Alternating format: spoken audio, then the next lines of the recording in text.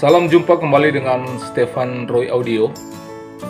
Kali ini saya akan membicarakan tentang 6 kesalahan ketika kita membuat box speaker.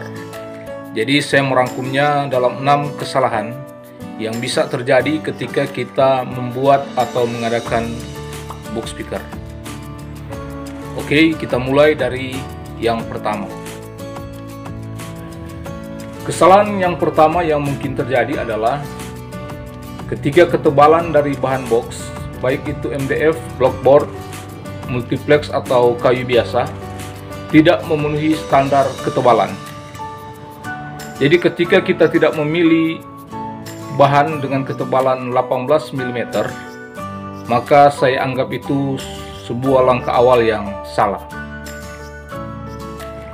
Yang kedua, dalam pengerjaan box speaker, kita tidak menyambung bagian-bagian box speaker itu secara presisi, tidak rekat, dan tidak pas.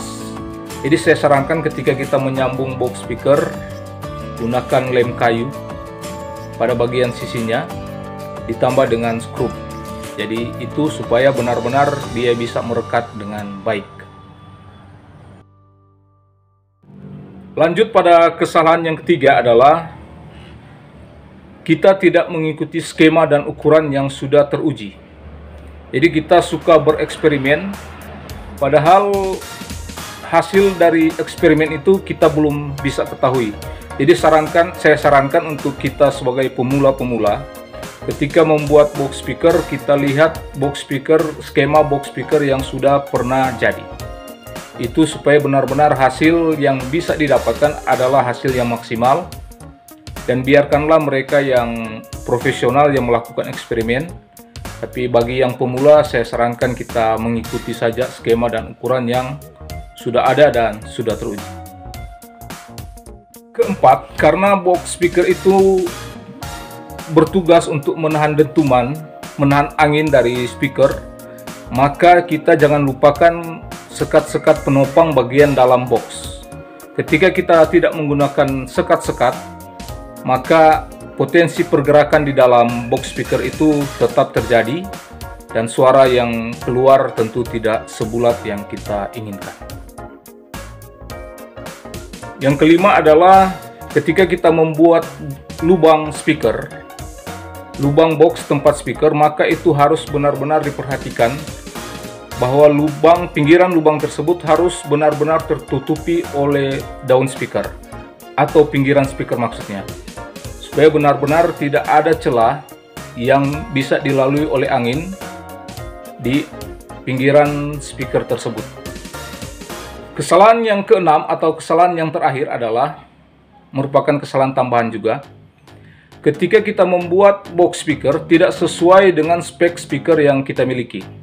Saya kasih contoh, ketika kita mempunyai speaker 18 inch dengan watt yang rendah, kita ngotot membuat box speaker MTH atau dampot.